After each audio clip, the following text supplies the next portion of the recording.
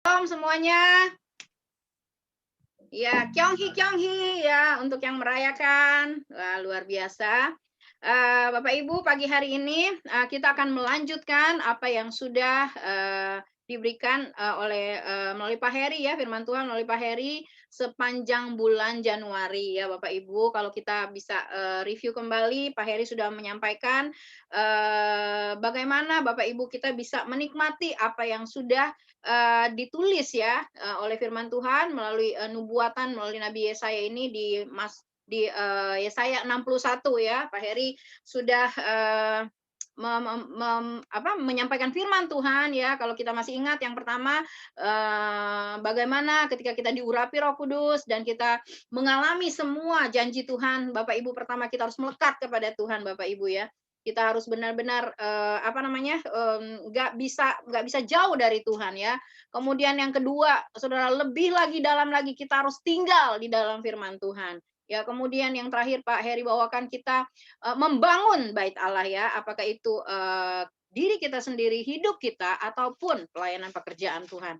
Nah, Bapak Ibu, pagi hari ini saya masih ada di sekitar Yesaya 61 ayat 1 sampai 3 ya. Kita bacakan kembali. Saya baca dari tempat saya, Bapak Ibu boleh baca dari tempat Bapak Ibu. Yesaya 61 ayat 1 sampai 3. Ya, di sini sudah ada ya di layar, kita baca saja di layar. Roh Tuhan Allah ada padaku, oleh karena Tuhan telah mengurapi aku, Ia telah mengutus aku untuk menyampaikan kabar baik kepada orang-orang sengsara dan merawat orang-orang yang remuk hati, untuk memberitakan pembebasan kepada orang-orang tawanan dan kepada orang-orang yang terkurung, kelepasan dari penjara, untuk memberitakan tahun rahmat Tuhan dan hari pembalasan Allah kita, untuk menghibur semua orang berkabung, untuk mengaruniakan kepada mereka perhiasan kepala ganti abu, minyak untuk pesta ganti kain kabung, nyanyian puji-pujian ganti semangat yang pudar, supaya orang menyebutkan mereka pohon tarbantin kebenaran, tanaman Tuhan untuk memperlihatkan keagungannya. Ya, Bapak Ibu, pagi hari ini saya beri judul khotbah saya adalah spiritual maturity, ya, spiritual maturity atau dewasa rohani, ya. Apa hubungannya dengan yang kita baca, ayat-ayat yang kita baca? Ada pasti ya. Jadi Bapak Ibu, Yesaya 61 saya review sebentar ya. Yesaya 61 ini adalah nubuatan ya yang diberikan oleh Tuhan kepada Nabi Yesaya. Itu tentu saja untuk mempersiapkan Nabi Yesaya pertama ya. Ayat-ayat ini mempersiapkan Yesaya diurapi Roh Kudus untuk misi pembebasan bangsa Israel ya. Waktu itu sudah dijelaskan oleh Pak Heri. Dan kemudian Bapak Ibu, nubuatan ini juga bicara tentang Mesias, tentang Tuhan Yesus. Ayat-ayat ini juga dalam nubuatan tentang Tuhan Yesus Kristus. Bapak Ibu bisa baca di Lukas 4 ayat 16 sampai 21 ya.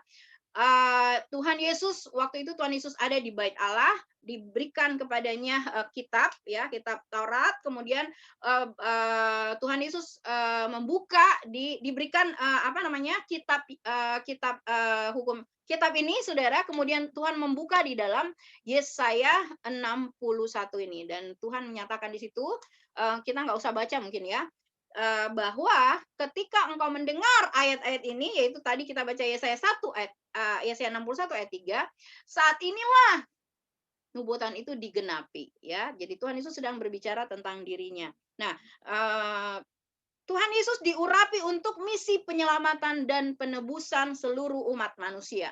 Yesaya 61 ayat 1 ya. Roh Tuhan Allah ada padaku, oleh karena Tuhan telah mengurapi aku ya. Roh Tuhan Allah ada padaku ya, nubuatan yang dibuat dalam satu nyanyian oleh Yesaya, bahwa Roh Tuhan ada padanya. Nah, Bapak Ibu, di zaman Perjanjian Lama, Roh Kudus hanya diberikan pada orang-orang tertentu saja.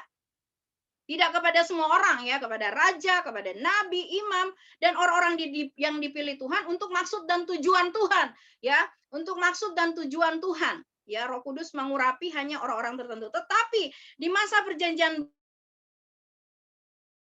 yang percaya dan menerima Tuhan Yesus Kristus sebagai Tuhan dan Juru Selamat, Ya, kita bisa baca di 1 Korintus 12 ayat 3, boleh ditampilkan kalau ada ayatnya, ya.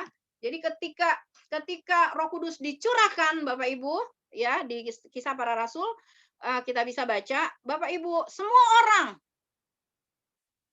bisa menerima Roh Kudus, ya. Semua orang yang apa, Bapak Ibu ya? Tentu saja semua orang yang percaya dan menerima Tuhan Yesus Kristus sebagai Tuhan dan juru selamat. Apakah bisa ditampilkan atau saya baca saja? Oh ya, oke. 1 Korintus 12 ayat 3 mengatakan, karena itu aku mau meyakinkan kamu, kata Rasul Paulus kepada jemaat di Korintus, bahwa tidak ada seorang pun yang berkata-kata oleh Roh Allah dapat berkata, terkutuklah Yesus. Dan tidak ada seorang pun yang dapat mengaku Yesus adalah Tuhan selain Roh Kudus, ya Bapak Ibu. Tidak ada satupun orang yang bisa mengatakan Yesus adalah Tuhan selain Roh Kudus. Ketika kita mengalami perjumpaan dengan Tuhan Yesus, kita lahir baru, kita menerima Yesus sebagai Tuhan dan Juru Selamat, saat itulah Roh Kudus.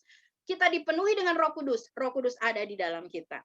Nah, kemudian Bapak Ibu, Roh Kudus diberikan kepada kita sebagai penolong dan penghibur yang menyertai kita dan diam di dalam diri kita. Yohanes 14 ayat 15 sampai 17, ya. Kita baca bersama.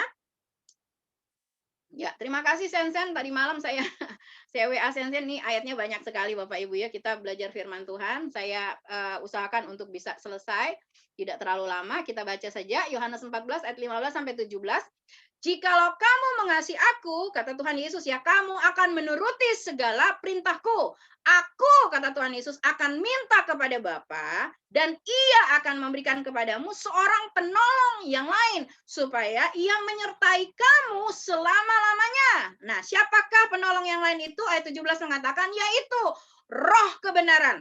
Dunia tidak dapat menerima dia, sebab dunia tidak melihat dia dan tidak mengenal dia. Tetapi kamu mengenal dia, sebab ia menyertai kamu dan akan diam di dalam kamu selama-lamanya. Itulah Roh Kudus ya. Nah, oleh sebab itu Bapak Ibu, yang tadi dikatakan ya, Roh Tuhan Allah ada padaku. Roh Tuhan ada pada kita semua. Amin. Yang percaya dan mengaku Yesus Kristus adalah Tuhan. Yang kedua, dikatakan oleh karena Tuhan telah mengurapi aku, ya. Roh Tuhan Allah ada padaku oleh karena Tuhan telah mengurapi aku. Ya, mengurapi apa Saudara? Kita sebenarnya semuanya firman Tuhan ini sudah pernah kita dengar ya. Mengurapi, memberikan urapan ya. Pengurapan ya. Kita sedang lihat kan ada pelayan-pelayan Tuhan jika mau melayani hari Minggu, doa Jumat malam biasanya di gereja diurapi ya dengan pengurapan minyak gitu ya. Nah, saya tulis di sini Bapak Ibu, kata Yunani yang dipakai dalam Perjanjian Baru untuk kata mengurapi adalah krio, ya, CHRIO, krio. Artinya mengolesi dengan minyak untuk mentabiskan jabatan dalam pelayanan atau ibadah, gitu ya. Jadi mengurapi, gitu ya, melalui pengurapan minyak diberikan kepada orang-orang yang akan melayani dalam pelayanan atau ibadah. Yang kedua, ada arti yang kedua yaitu alepo. Alepo ini mengolesi dengan minyak untuk mengesahkan panggilan hidup seseorang, ya. Jadi betapa pentingnya Bapak Ibu pengurapan ini.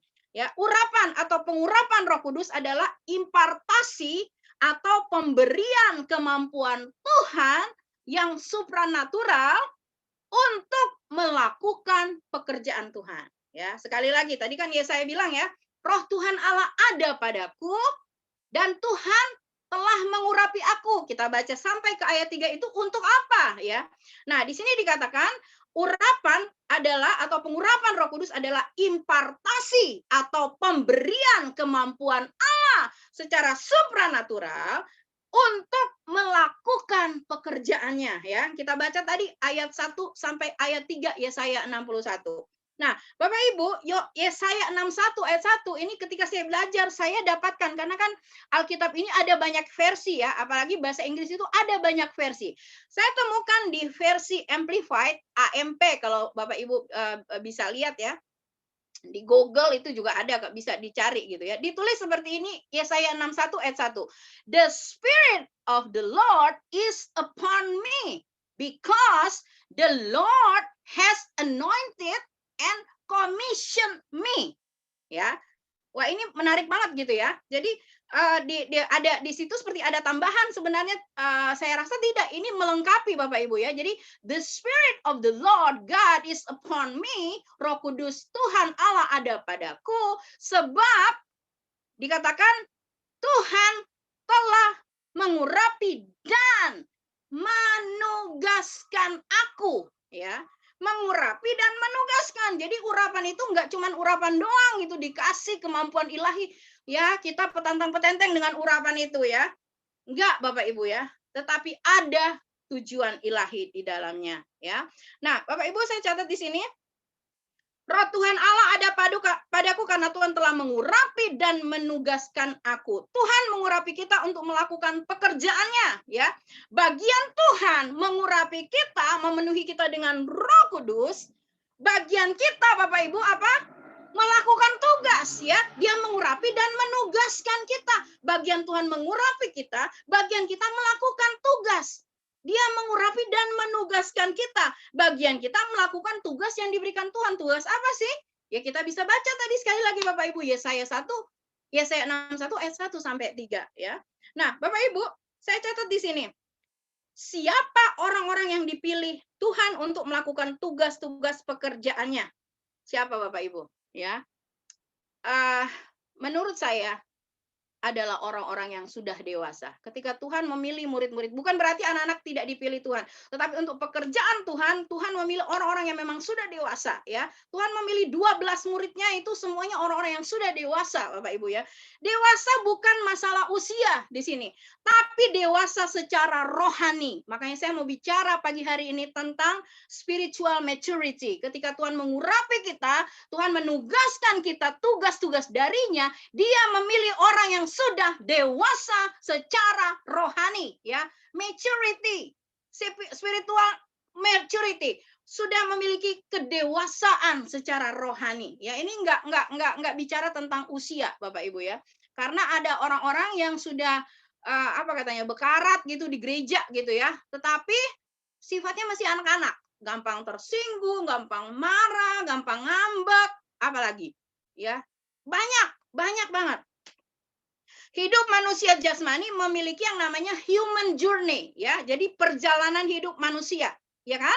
Lahir, jadi bayi, anak-anak, kemudian apa? Remaja dan dewasa ya. Hidup manusia rohani juga memiliki yang namanya spiritual journey, perjalanan rohani. Ketika orang baru mengenal Tuhan Yesus, baru bertemu dengan Tuhan Yesus, dia dikatakan bayi atau anak-anak secara rohani ya. Apa sih bayi atau anak-anak secara rohani? Kalau kita lihat ya sifat-sifatnya gitu ya, sifat-sifatnya. Egosentris, ya enggak Bapak Ibu yang punya anak-anak masih bayi anak-anak, coba tanya Junah, kalau diambil mainannya marah nggak Junah? Gitu. Junah marah nggak kalau mainannya diambil? Junah nggak marah kali? Marah banget. Iya ya. Jadi anak-anak kecil itu apalagi kalau mainan kesayangan gitu, wow gitu ya, bisa nangis 3 hari 3 malam gitu ya. Ke mall sama mama papa gitu, diliatin gitu ya. Ini mainan yang saya suka gitu. Wah, guling-guling di mall supaya mama papanya beli gitu. Walaupun dia nggak tahu mungkin mama papanya punya duit apa enggak, masa bodoh. Yang penting mainan itu mesti dapat gitu ya. Anak-anak ya, sifat egonya masih gede, apalagi Bapak Ibu. Anak-anak lemah Bapak Ibu ya, anak-anak lemah gitu, dipukul sama orang tua, KDRT gitu ya, dia nggak bisa ngelawan gitu. Dia lemah, orang tua, orang-orang yang lebih tua, lebih dewasa darinya tuh lebih kuat dari dia ya. Kemudian apalagi? Belum bisa melakukan banyak hal. Masih minum susu ya Bapak Ibu, sangat bergantung kepada orang lain. Selalu menerima, ya kan? Selalu menerima, gitu ya. Jarang banget anak-anak memberi, gitu ya. Selalu menerima, gitu. Apalagi kalau bayi, oe, mamanya udah tahu, wah ini pasti nih minta susu nih. Oe, wah ini pasti apa nih, gitu ya. Pokoknya senjata utama bayi, gitu ya, oe, gitu ya. Ya, bayi rohani, ya, atau anak-anak secara rohani belum bisa menerima firman yang keras, ya. Belum bisa menerima namanya solid food, makanan yang keras. Ya, bisa mules dia kalau dengar khotbah yang keras ya, Bapak Ibu. Saya sering kali gitu suka diomongin sama orang. Waktu itu saya pernah khotbah di Menara Era gitu. Udah selesai khotbah saya dipanggil di belakang sama salah satu hamba Tuhan. nggak usah sebut namanya, udah nggak ada. Ya itu koreksi juga sih, tapi dia ngomong gini, "Kamu jangan keras-keras kalau khotbah," gitu. Saya bilang, apa suara saya kali ya, saya harus turunin gitu ya. Suara saya mungkin terlalu keras. Iya, oke, saya terima gitu. Tapi kalau firman Tuhan gitu yuk, firman Tuhan yang keras datang kepada kita, itu berarti Bapak Ibu, Tuhan mengasihi kita. Kalau dia masih menegur kita, dia Bapa yang baik yang mau supaya kita menjadi lebih baik. Amin. Gitu ya. Jadi jangan jadi bayi atau anak-anak rohani yang nggak bisa terima solid food, bisa mules, bisa muntah-muntah ya. Akhirnya apa? Kabur, ya, kabur dari gereja, pindah pindah apa lagi? Pindah gereja sekota, pindah gereja di tempat lain, lama-lama pindah gereja planet luar gitu, cari di planet luar. Kalau semua gereja menyakitkan dia, cari gereja di planet luar, ya Bapak Ibu. Kemudian apa? Bayi rohani selalu nitip-nitip, ya kan? Nitip doa dong, gitu ya. Siapa di sini yang suka masih nitip doa, gitu ya? Mau doa nih kita, iya nitip dong, doain saya, gitu. Itu namanya masih anak-anak Bapak Ibu, ya. Kemudian apa lagi? Nitip persembahan dong, gitu. Bolehlah kalau nitip persembahan ya. Jangan nitip-nitip doa ya. Kemudian apa lagi? Kalau kesaksian selalu pasti gitu, yang enak-enak. Wah, pas saya ditolong Tuhan begini begitu. Iya Bapak Ibu, kita sering dengar kalau masih baru gitu ya, baru terima Tuhan gitu. Wah, selalu ngalamin gitu. Kita lihat kayaknya semua doa dia selalu tokcer gitu ya. Selalu gitu ya, ditolong Tuhan. Ya karena masih bayi, bayi itu perlu pertolongan, bayi itu masih perlu dilindungi Bapak Ibu ya. Nah, kemudian perjalanan hidup kita apakah terus masih bayi, masih anak-anak? Ya, human journey aja, perjalanan manusia secara jasmani aja ada perjalanannya ya, dari bayi tadi, anak-anak ke remaja. Nah, remaja mulai apa? Mulai belajar banyak hal. Mulai tahu banyak hal, mulai banyak ada rasa ingin tahu gitu. Ini kenapa begini? Ini kenapa begini gitu ya. Tetapi ya, yang negatif masih gampang terpengaruh, belum stabil, masih di zona abu-abu, belum bisa bedakan mana yang hitam, mana yang putih, ya kan? Ya, anak-anak remaja sekarang kalau dibilang berdoa dong, baca Alkitab. Emang apaan? Emang apa gunanya? Ya, suka gitu ya. Nah, apakah kita ada di level remaja gitu ya? Kita mulai belajar banyak hal sih sebenarnya gitu. Pengen tahu, tetapi hanya sampai di situ aja gitu. Ketika kita diminta untuk melakukannya, kita nggak mau, Bapak Ibu ya. Masih gampang terpengaruh, tidak stabil. Ya, masih di zona abu-abu. Nggak tahu apakah ini berkenan sama Tuhan atau tidak gitu ya. Karena apa? Tidak tertanam dalam firman. Mungkin banyak orang Kristen maunya ada di titik spiritual journey anak-anak atau remaja. Karena kan apa-apa, wah semua enak gitu ya. Dikasih Tuhan. Tetapi Bapak Ibu, berita buruknya pagi hari ini, berita buruknya Tuhan Yesus sedang menantikan mempelai. Mempelai wanita, gereja Tuhan. Mempelai itu nggak ada yang anak-anak Bapak Ibu. Mempelai itu semuanya sudah dewasa. Mana ada orang menikah umur 3 tahun, 4 tahun, nggak ada Bapak Ibu ya. Kalaupun menikah remaja ya 16 tahun di Indonesia ada, mungkin 15 ada gitu ya. Tapi Tuhan Yesus menantikan mempelai-mempelainya. Mempelai wanita gereja Tuhan adalah orang-orang yang sudah mature, sudah dewasa secara rohani ya. Jadi Bapak Ibu, kita nggak bisa tinggal ada di level bayi atau anak-anak atau remaja. Nah, sekarang Bapak Ibu, dewasa menurut para ahli ya. Saya baca nih, saya lihat. Menurut para ahli, definisi dewasa adalah tumbuh menjadi kekuatan atau ukuran yang sempurna. Ya, tentu saja perkembangan secara biologis ya, perkembangan tubuh gitu ya, organ-organ tubuh gitu dan lain-lain gitu juga paradigma gitu ya, itu mulai ada perkembangan. Nah, ditulis dewasa menurut para ahli adalah tumbuh menjadi kekuatan atau ukuran yang sempurna dimulai di usia 18. Nah, makanya kalau di luar sana Bapak Ibu umur 17 18 tuh biasanya anak-anak itu sudah mulai disuruh mandiri gitu ya, bukan diusir dari rumah tapi disuruh mandiri gitu ya. Kalau di Indonesia kan mungkin mereka menikah baru keluar gitu ya. Tetapi usia-usia seperti inilah yang dianggap sudah mature, sudah dewasa untuk bisa mandiri. Nah, Bapak Ibu, dewasa berarti sudah ada perubahan, iya dong? Ya, secara biologis aja tubuh sudah berubah semuanya ya. Yang laki-laki sudah suaranya sudah mulai ngebas gitu ya. Yang perempuan juga banyak anggota-anggota tubuh sudah mulai berubah ya. Dewasa ada perubahan.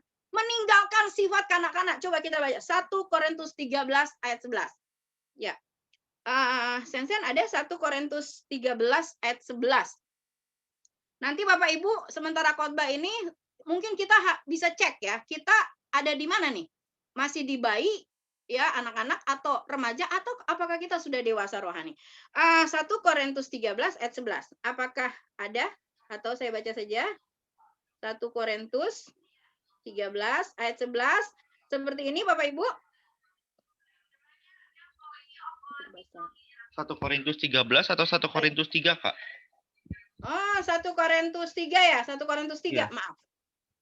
Saya tulisnya 1 Korintus 13 ya. 1 Korintus 3. Iya, maaf. Hah? Bentar. Sebentar ya Bapak Ibu. Tadi malam yang saya kasih ke ini ya, yang saya kasih ke Sensen ya. Iya, Kak. Sini 1 Korintus 3.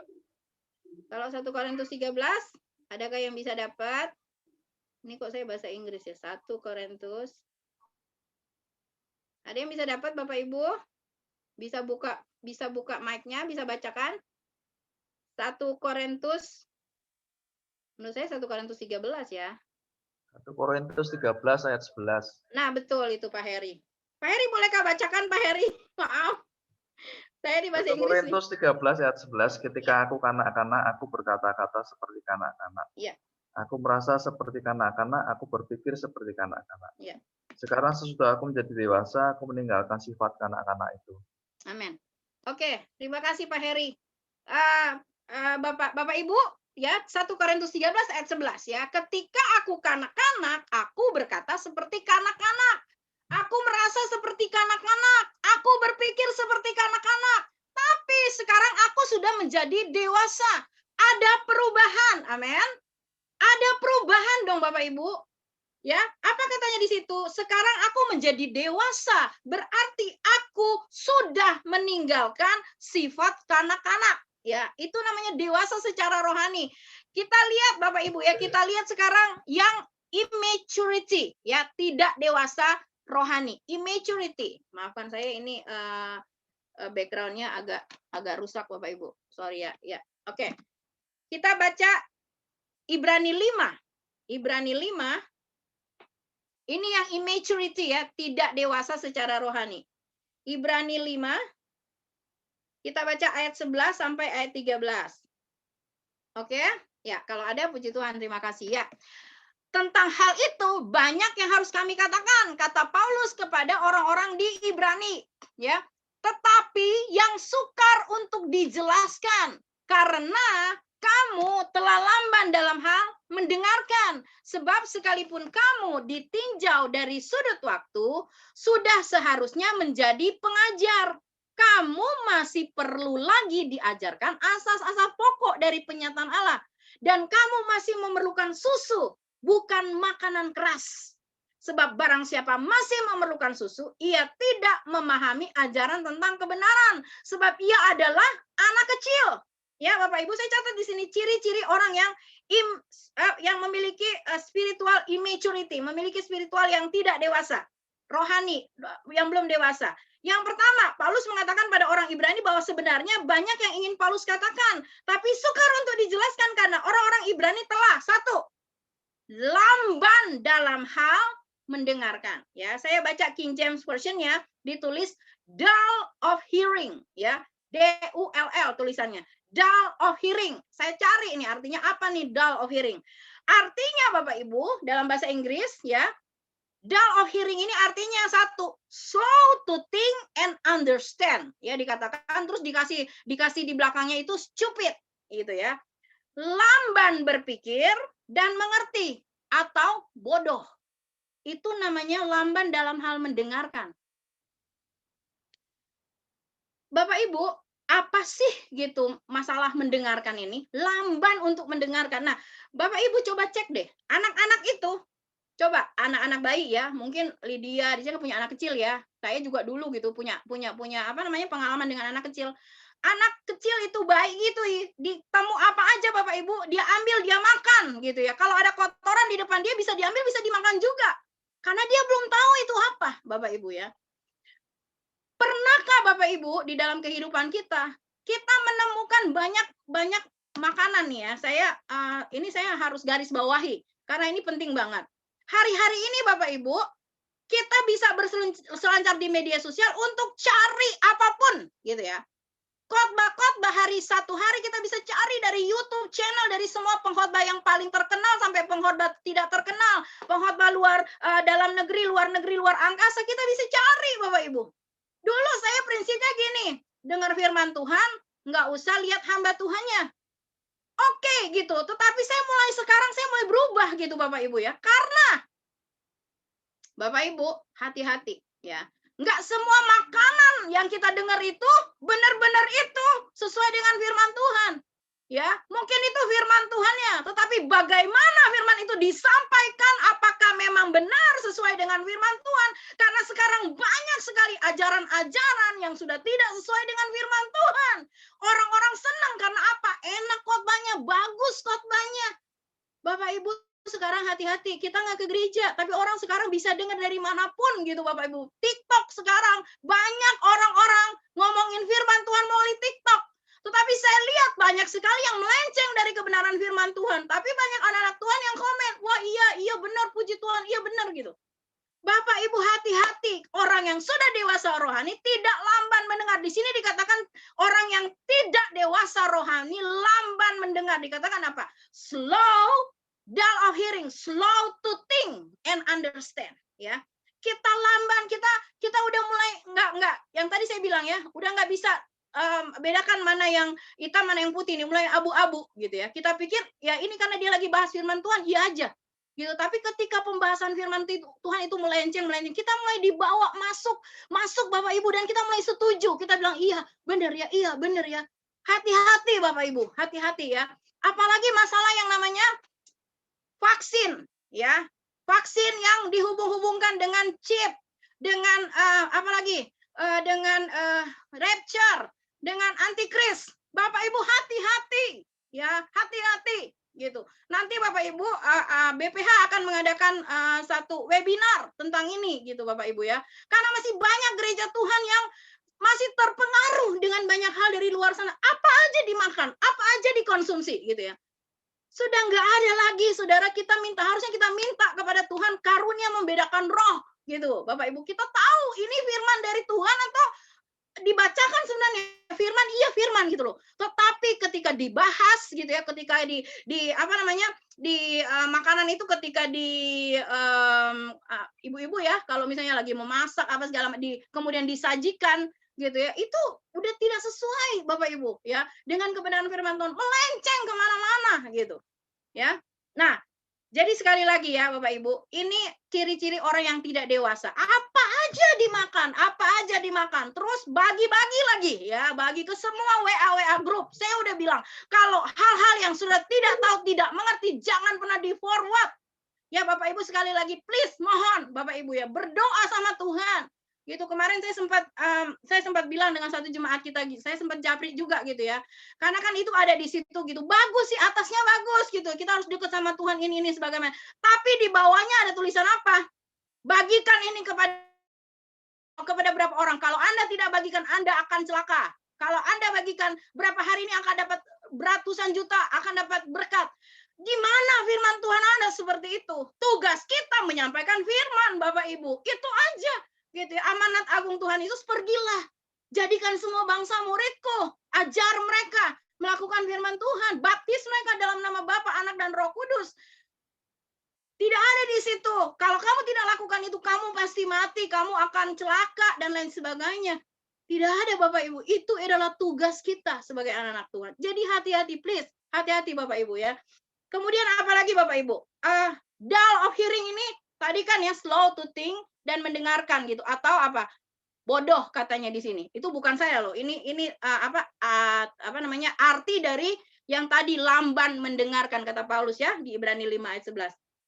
Yang kedua, lacking of interest, kurang berminat. Ya, orang-orang hari-hari ini lebih berminat pada berita-berita gosip, pada hoax, daripada berita tentang kerajaan Allah. Coba Bapak Ibu ya, coba kita lihat satu hari ya, coba Bapak Ibu lihat, saya juga koreksi. Apa yang kita konsumsi sepanjang hari? Ya nggak usah 24 jam lah, 12 jam kan mungkin kita tidur ya. Selama 12 jam lah, dari bangun pagi jam 6 sampai kita tidur lagi. Apa yang kita konsumsi? Apakah kita masih interest dengan firman Tuhan? Karena banyak orang udah bilang firman Tuhan udah nggak up to date hari-hari ini. Siapa bilang Bapak Ibu ya, sebagai anak-anak Tuhan kita harus percaya firman Tuhan adalah segala-galanya menjaga hidup kita, makanan rohani buat kita menjadi dewasa. Ya, hati-hati Bapak Ibu ya. Sekarang banyak orang lebih memilih Bapak Ibu, saya kasih tahu ya. Kemarin hari apa itu saya sedang berdoa, Tuhan katakan ini adalah senjata iblis, senjata pamungkas iblis, yaitu apa? Media sosial dan apa? Gadget ya. Itu senjata pamungkas iblis hari-hari ini, mematikan gereja Tuhan, mematikan anak-anak Tuhan. Anak-anak Tuhan nggak interest lagi sama Tuhan, anak-anak Tuhan nggak interest menyembah Tuhan, anak-anak Tuhan nggak interest lagi berdoa, membaca firman Tuhan, merenungkan firman Tuhan. Anak-anak Tuhan lebih interest baca berita-berita hoax, berita-berita segala macam. Boleh Bapak Ibu, kita boleh tahu apa yang terjadi di sekeliling kita. Nanti saudara bilang ke saya, Bu Indri, ntar dunia udah mau tumbang ya, dunia udah meroboh, kita nggak ngerti. Oke, boleh, saya juga gitu. Saya suka baca-baca berita politik dan lain sebagainya, namanya Denny Siregar, siapa lagi yang kemarin Abu Janda gitu. Sebenarnya saya juga suka baca-baca gitu loh. Tetapi maksudnya itu jangan bikin kita tuh lebih interest kepada berita-berita dunia daripada kepada firman Tuhan. Coba deh Bapak Ibu ya. Ayo mulai bergeser sekarang ya. Jangan menjadi lacking of interest. Kata Tuhan ini kita sudah lambat mendengarkan ya. Malas bergaul dengan firman Tuhan ya. Sehari kita baca Alkitab. Saya nggak minta Bapak Ibu baca berpasal-pasal, tapi ada nggak kita baca Alkitab terus kita renungin? Jangan cuman gini, ya udah bangun pagi-pagi kata hamba-hamba Tuhan harus baca Alkitab, ya udah baca Alkitab selesai udah. Gak begitu Bapak Ibu ya. Ada yang namanya meditate of the word of God. Meditate in the word of God. Meditasi maksudnya saudara masuk lebih dalam firman Tuhan gitu. Apa sih yang Tuhan sedang tunjukkan pada saya hari ini melalui firman ini? Walaupun saudara baca satu ayat, ya apa sih yang Tuhan sedang tunjukkan supaya saya bisa lakukan, gitu ya. Amin Bapak Ibu. Ya.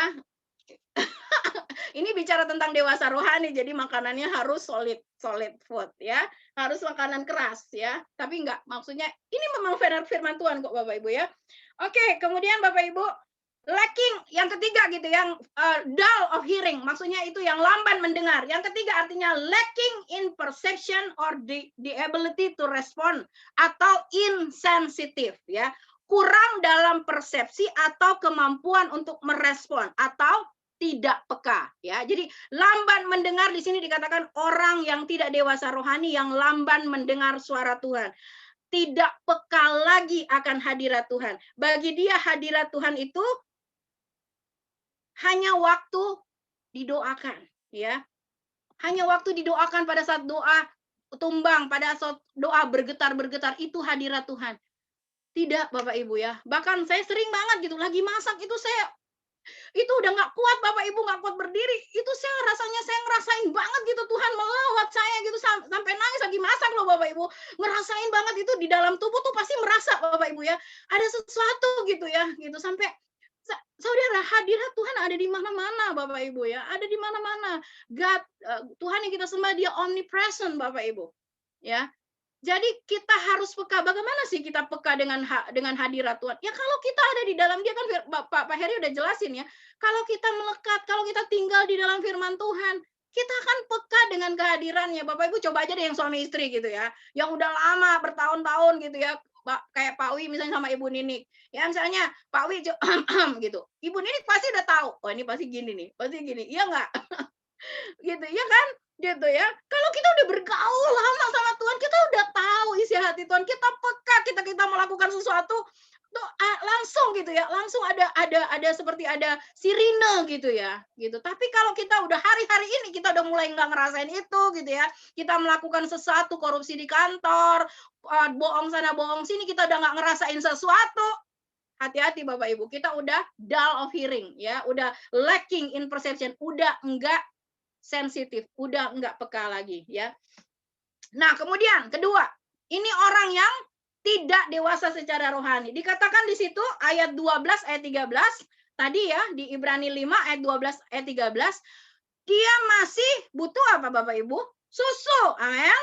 Butuh susu, bukan makanan keras. Padahal kata Paulus kepada orang-orang di Ibrani, ditinjau dari sudut waktu, ya, ditinjau dari sudut waktu mungkin bukan umur, tapi waktu kamu terima Yesus, waktu kamu ada dalam perjalanan kamu, spiritual journey kamu bersama dengan Tuhan. Ini sudah lama. Seharusnya kata Paulus, harusnya harus jadi pengajar. Sudah harus ngajarin orang-orang gitu loh tentang firman. Tapi ini masih harus diajarin lagi. Kenapa? Karena yang kamu butuh susu gitu ya. Dari sudut waktu harusnya sudah jadi pengajar. Sudah berapa lama jadi Kristen? Harusnya sudah mengajar firman Tuhan ya. Masih butuh susu. Bayi, anak-anak ya, bahan pembuat susu formula atau bayi itu sangat terbatas. Hanya dari susu sapi yang dimodifikasi agar bisa diterima oleh bayi ya, organ tubuh bayi dibuat hampir sama dengan ASI. Ya, tetapi kalau solid food Bapak Ibu, makanan keras itu terdiri dari berbagai macam bahan. Gimana dia dimasak. Wah, itu prosesnya panjang Bapak Ibu ya. Ini solid food, tapi solid food makanan keras kalau dikasih ke bayi, tadi saya udah bilang bayi bisa muntah-muntah, bisa diare, bahkan bisa mati Bapak Ibu ya. Jadi Bapak Ibu hati-hati. Kalau kita masih ada di level bayi, anak-anak, kita perlu bertobat ya. Kemudian bayi rohani, makanannya firman yang enteng-enteng ya. Berkat-berkat saja ya kan. Hari-hari ini kan orang-orang kepengennya karena lagi masa pandemi, udahlah Bu Indri khotbah aja yang enteng-enteng deh, yang memberkati gitu. Kita nih lagi susah, zaman lagi susah, semuanya lagi down gitu loh. Udahlah, yang berkat-berkat aja. Siapa bilang Bapak Ibu? Justru hari-hari ini kita butuh makanan keras supaya apa? Kita semakin kuat. Amin. Ya. 1 Korintus 3 ayat 1 sampai 3. Mari kita baca. 1 Korintus 3 ayat 1 sampai 3 ya. Kita masih ada di yang immaturity, spiritual immaturity ya. 1 Korintus 3 1 sampai 3. Dan aku kata Paulus, saudara-saudara, pada waktu itu tidak dapat berbicara dengan kamu. Ini sama seperti Paulus bicara kepada orang-orang Ibrani. Ini yang dia bicara juga kepada orang Korintus. Pada waktu itu tidak dapat berbicara dengan kamu seperti dengan manusia rohani, tetapi hanya dengan manusia duniawi yang belum dewasa dalam Kristus. Ya, jadi manusia duniawi belum dewasa dalam Kristus. Susulah yang kuberikan kepadamu. Jadi Paulus kasihnya ajaran-ajaran yang enteng-enteng gitu, firman yang enteng-enteng. Kenapa? Sebab kamu belum dapat menerimanya. Belum dapat menerima apa? Belum bisa menerima makanan keras. Bayi nggak bisa menerima makanan keras. Orang yang dewasa, belum dewasa rohani nggak bisa menerima makanan keras. Percaya deh, dia di gereja dia akan keluar. Nggak hanya keluar, dia akan bikin dulu. Saya sempat waktu masih ada BBM gitu ya, saya sempat bilang. Ya, dulu pasti ada orang kalau yang kayak gini di gereja, dia akan bikin grup BBM. Nama grupnya apa? BSH. Apa tuh BSH? Barisan sakit hati. Ya, maaf ya, gitu ya. Dia akan ngajakin yang lain-lain gitu ya. Nggak hanya mulus-mulus di gereja, ngajakin yang lain-lain gitu ya. Kasih tahu ini begini, begitu ya. Paulus katakan, susulah yang kuberikan kepadamu, bukan makanan keras, sebab kamu belum dapat menerimanya. Dan sekarang pun, kata Paulus, kamu belum dapat menerimanya. Karena apa? Kamu masih manusia duniawi, kata Paulus. Sebab jika di antara kamu ada apa Bapak Ibu? Ada iri hati. Dari mana sih iri hati? Ya, dari keegoisan, dari kepentingan diri sendiri, ada perselisihan. Bukankah hal itu menunjukkan bahwa kamu manusia duniawi dan bahwa kamu hidup secara duniawi? Bapak Ibu, ini adalah ciri-ciri orang yang belum dewasa secara rohani. Enggak mungkin diurapi oleh Roh Kudus untuk pekerjaan Tuhan yang mulia di muka bumi ini. Ya, mari kita lihat kita ada di mana, ya, Bapak Ibu. Ya. Kemudian sekarang tadi ciri-ciri orang yang memiliki immaturity spiritual. Sekarang Bapak Ibu, ciri-ciri orang dewasa rohani. Yang pertama, taat. Ciri-cirinya taat, ya. Banyak Bapak Ibu, tapi saya hanya bahas dua hal saja karena ini terlalu terbatas waktunya. Kita baca Lukas 4 ayat 1.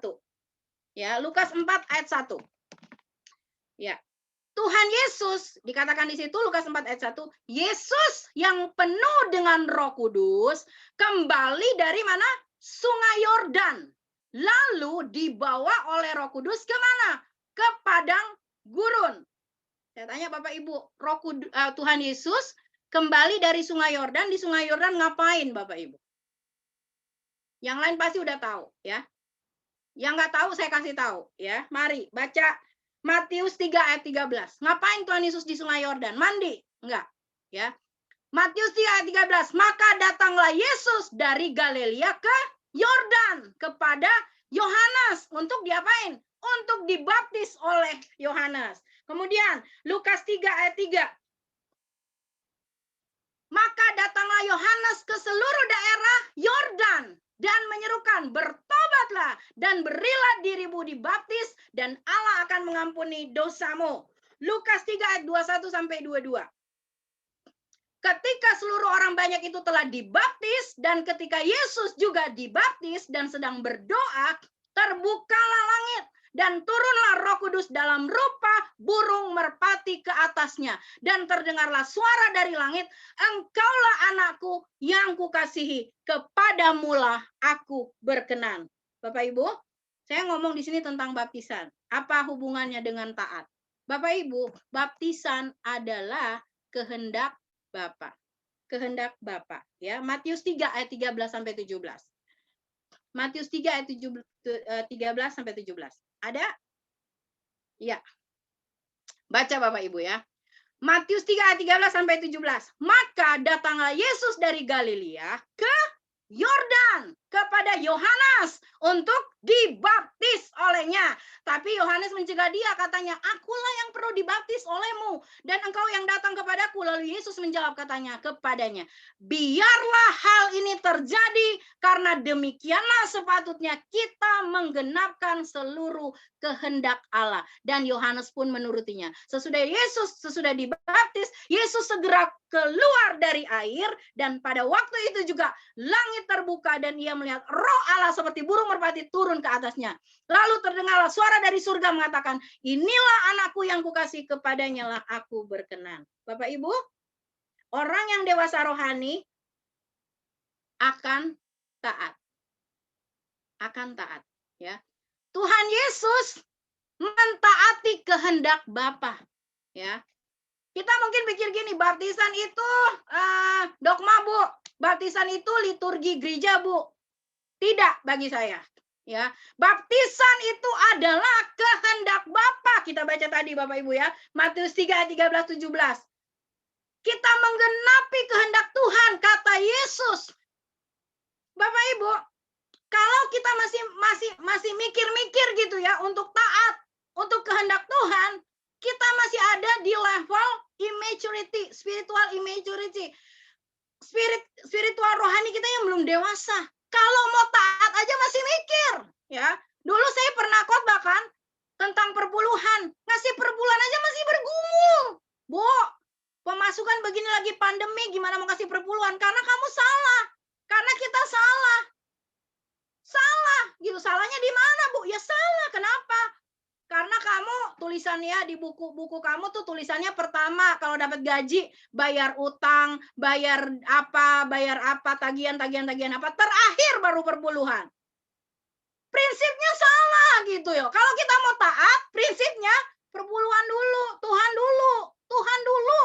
Ya, saya pernah bahas tentang mesbah kan, Tuhan dulu. Gitu ya. Kalau tentang baptisan aja kita masih ya itu kan dogma gereja, dogma GBI. kita belum memahami firman Tuhan. Ya. Orang yang dewasa rohani sudah memiliki otot-otot rohani yang kuat. Karena apa Bapak Ibu? Makan solid food, makan makanan keras. Tetapi hati-hati juga ada makanan keras. Gimana nutrisinya? Yang saya bilang tadi, gimana caranya orang menyajikan, masih nggak dalam firman Tuhan atau sudah keluar dari firman Tuhan? Yang kedua, ya, yang pertama orang yang melatih otot rohaninya menjadi kuat. Yang pertama, makan dari firman Tuhan yang penuh dengan nutrisi, ya. Kemudian apa? Kedua, latihan, ya. Latihan. Orang kalau yang mau six-pack gitu ya, mau punya badan yang bagus gitu ya, ke gym gitu, ngapain? Latihan otot-ototnya biar kebentuk gitu Bapak Ibu. Ya, kita punya otot-otot rohani melalui apa? Latihan. Latihan apa? Latihan melakukan firman Tuhan, ya. Latihan melakukan firman Tuhan. Saya pernah waktu itu doa mau ke kantor. Saya bilang, Tuhan hari ini, Tuhan tolong berikan saya kesabaran gitu ya. Sampai kantor baru mau duduk, udah ada orang datang maki-maki di depan saya. Saya bingung dia lagi ngomong apa, saya dimaki-maki gitu ya. Saya mau maki juga gitu. Saya baru datang kok udah gini gitu. Tapi langsung firman Tuhan bilang, tadi coba Indri tadi doa di rumah apa? Oh iya ya, saya minta sama Tuhan, Tuhan hari ini kasih saya kesabaran. Ini dia latihannya, sparring partner, dikasih Tuhan langsung. Mau enggak dilatih? Oh iya, ya udah diem aja gitu. Ya diem gitu ya. Jadi apa Bapak Ibu? Latihan ya, latihan makan makanan rohani, makan firman Tuhan yang penuh dengan nutrisi. Latihan ketaatan ya. Solid food kita baca. Ibrani 5 ayat 14. Coba tolong ditampilin. Maafkan saya Pak Wi, ini ada sebagian lagi gitu ya. Ya. Ayat Ibrani 5 ayat 14. Tetapi makanan keras atau solid food adalah untuk siapa Bapak Ibu? Untuk saya. Katakan orang-orang di sini yang sudah dewasa rohani. Untuk saya yang karena mempunyai apa? Panca indera yang sudah terlatih untuk membedakan yang baik daripada yang jahat. Firman Tuhan akan menjaga kita Bapak Ibu. Firman Tuhan akan terus menjaga, mengcover kita Bapak Ibu. Kita akan tahu, ketika berjalan kita akan tahu, ini boleh, ini nggak boleh. Ketika berjalan lagi kita akan tahu, ini kata firman Tuhan, semua boleh, tapi tidak semuanya berguna. Ya, ada orang bilang, Bu, siapa yang bilang ngerokok dosa? Nggak ada di firman Tuhan. Iya, tapi saya mau tanya, ngerokok di di iklan-iklan di jalan-jalan Bapak Ibu lihat ada nggak ngerokok bagus buat kesehatan? Ada nggak? Yang ada juga kamu mati gitu ketika kamu ngerokok. Buat apa? Nggak ada di firman Tuhan. Tapi firman Tuhan bilang, tubuhmu bait Roh Kudus. Kalau kamu membinasakannya, Tuhan akan binasakan. Boleh sih, semuanya boleh. Nggak semuanya berguna. Rokok berguna nggak? Bagi saya nggak. Nggak tahu buat Bapak Ibu yang masih ngerokok di sini. Ya. Kemudian, yang kedua, yang pertama tadi, ciri orang yang dewasa rohani ya. Hanya dua, satu tadi taat. Kita nggak bisa taat karena kondisi, nggak bisa Bapak Ibu. Ya, taat itu harus taat yang benar-benar taat, gitu ya. Nggak bisa compromise, nggak bisa kompromi. Ya Bu, dikit-dikit lah di bisnis. Mana ada sih di bisnis hari-hari ini yang semuanya semuanya kita berjalan lurus. Ya dikit belok, dikit-dikit balik lagi. Mana nggak bisa Bapak Ibu. Ya, nggak boleh ada kompromi sedikit pun dengan yang namanya dosa. Nggak bisa Bapak Ibu. Taat berarti taat secara sepenuh kepada Tuhan. Ya, Tuhan pasti bisa. Tuhan pasti mampukan kita Bapak Ibu. Ya, bahkan Tuhan pasti mengangkat kita ketika kita taat kepada Tuhan. Yang kedua, siap diuji. Ya, Tuhan Yesus setelah Tuhan Yesus taat, kita baca itu sendiri, baca Bapak Ibu ya di Lukas 4 tadi. Ketika Tuhan Yesus datang dari Sungai Yordan katanya, dan kita sudah tahu Tuhan Yesus ngapain di Sungai Yordan? Dibaptis. Tuhan Yesus taat pada kehendak Bapa. Kemudian Bapak Ibu, Tuhan Yesus dibawa oleh Roh Kudus kemana? Baca nggak tadi Bapak Ibu? Dibawa ke padang gurun. Kebayang nggak sama kita Bapak Ibu padang gurun itu seperti apa? Padang gurun itu bagi saya adalah masalah, persoalan, kondisi yang tidak enak, tantangan, ujian hidup. Bapak Ibu kadang-kadang kalau yang orang yang sudah mulai gitu ya, sudah mulai lama gitu ya. Tadi ngikut Tuhan kan, wah senang-senang gitu, semua doanya dijawab. Tapi kemudian lama-lama gitu ya, mulai gini, Bu kok saya ngalamin ini, kok saya ngalamin ini. Wah saya bilang, wah itu mengucap syukur gitu ya. Kamu sedang dibawa gitu dalam ujian iman untuk naik level. Gitu ya, kekristenan kita nggak bisa stuck Bapak Ibu, nggak bisa ada di satu level tadi di level anak-anak atau remaja. Kita harus ada progres dalam spiritual journey kita, ya. Jadi Bapak Ibu, Tuhan Yesus dibawa ke padang gurun oleh siapa? Oleh Roh Kudus. Ya Bapak Ibu, Tuhan Yesus dibaptis menggenapi kehendak Bapa, taat diurapi oleh Roh Kudus, dibawa bukan buat senang-senang Bapak Ibu, dibawa di padang gurun. Di padang gurun Tuhan Yesus puasa 40 hari 40 malam. Pada saat dia lapar, iblis datang untuk mencobai Tuhan Yesus. Tetapi apakah Tuhan Yesus kalah? Saya tulis di sini Bapak Ibu ya. Yesus setelah dibaptis diurapi Roh Kudus, dibawa Roh Kudus ke padang gurun. Lukas 4 ayat 1. Di sana Yesus puasa 40 hari 40 malam. Sesudah itu dicobai iblis. Padang gurun bicara tentang proses hidup, masalah, persoalan, tantangan. Ini adalah ujian iman. Orang yang sudah dewasa rohani akan siap menghadapi ujian iman, ya. Wah, di sini sudah banyak yang ketar-ketir. Waduh, gimana Bu? Kayaknya nggak siap, ya. Yesus dibaptis pada usia ke-30. Pada usia inilah Yesus memulai pelayanannya. Kenapa ini saya catat banyak gitu ya Bapak Ibu? Supaya kita tahu gitu. Tuhan Yesus sudah ada pada level yang dewasa ketika semuanya ini datang kepada Tuhan Yesus. Ketika Tuhan Yesus diuji ketaatannya, dia sudah ada di level dewasa. Bapak Ibu, kita mungkin akan bilang gini, di Alkitab itu dicatat, kalau Bapak Ibu sering baca Alkitab ya, coba cari, ada nggak Tuhan Yesus usia 13 sampai usia ke 29? Ada nggak dicatat di Alkitab? Nggak ada. Yang dicatat pada saat Tuhan Yesus lahir, kemudian Tuhan Yesus menjadi remaja, umur 12 tahun di Bait Kudus, kemudian dikasih tahu pada saat Tuhan Yesus memulai pelayanannya itu umur 30. Nah, kemana Yesus usia 13 sampai 18? Saudara, kalau saudara baca, saya rekomen saudara baca tulisan The Silent Period. The Silent Period yang ditulis oleh Pastor Bobby, ya, di mana Tuhan Yesus ada pada periode dia usia 13 sampai usia ke 29. Di situ dicatat semuanya.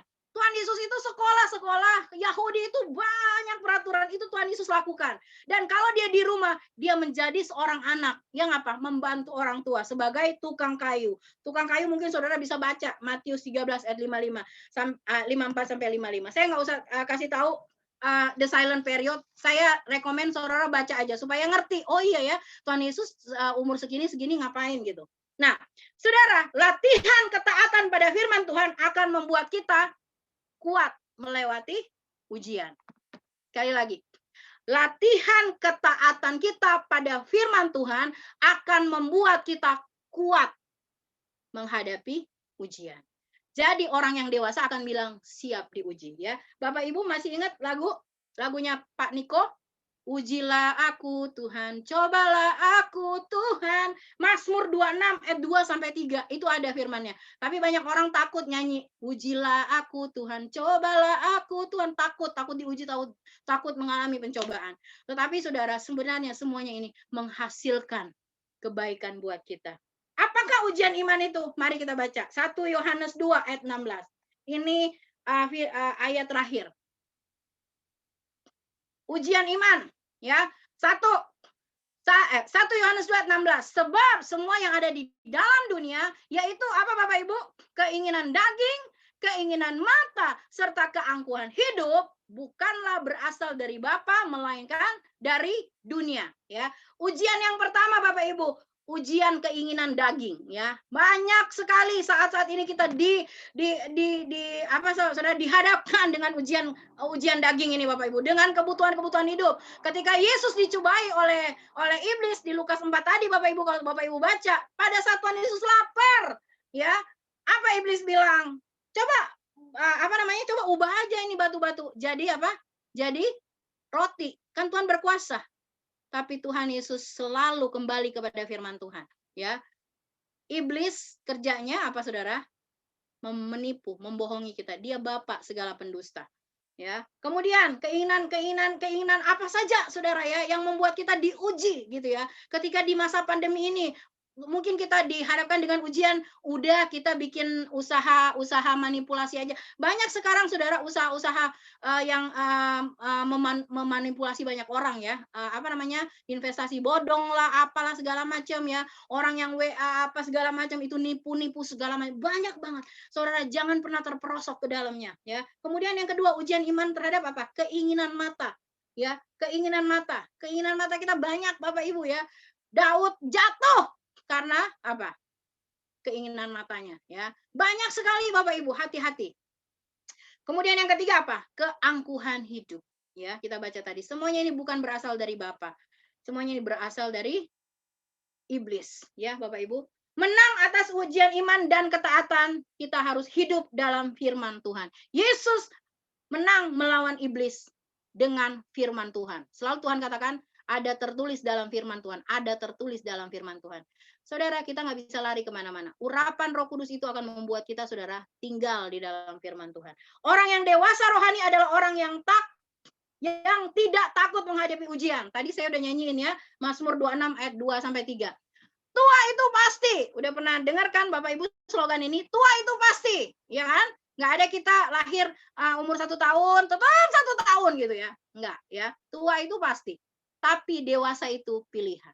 Ya, sekarang firman Tuhan sudah saya sampaikan. Dewasa itu ada di kita, pilihan kita. Kita mau dewasa secara rohani atau enggak. Orang yang diurapi Roh Kudus, ini power statement yang terakhir. Orang yang diurapi Roh Kudus adalah orang yang sudah dewasa rohani yang siap melakukan pekerjaan Tuhan. Ya, saya percaya kita semua di sini hamba-hamba Tuhan. Kita semua dipilih Tuhan, bukan hanya Pastor Diana, Pak Heri, Pak Wi, saya bukan. Kita semua dipilih Tuhan menjadi hamba-hamba Tuhan. Mari kita siap Bapak Ibu. Urapan itu diberikan impartasi ya, semua apa yang Tuhan berikan dari Tuhan itu untuk supaya kita bisa melayani pekerjaan Tuhan dengan kuasanya yang tidak terbatas itu ya. Nah, Bapak Ibu nanti minggu depan saya akan bicara tentang panggilan kudus ya. Jadi dari perjalanan rohani kita saya akan bicara tentang panggilan kudus. Tentu saja tidak akan keluar dari ayat tema kita dan tema kita ya. Saya berharap kita semua sungguh-sungguh mau ditegur oleh Tuhan ya. Orang yang rendah hati adalah orang yang mau ditegur. Pagi hari ini kalau firman itu datang, firman Tuhan itu juga menegur saya untuk pertama kali. Saya katakan Tuhan biar saya melakukannya untuk pertama kali ya. Kalau belum ada yang saya lakukan mendingan saya nggak ngomong. Bapak Ibu mari kita jadi pelaku-pelaku firman Tuhan. Dan itu membuktikan bahwa kita sudah dewasa rohani. Puji Tuhan, mari kita berdoa.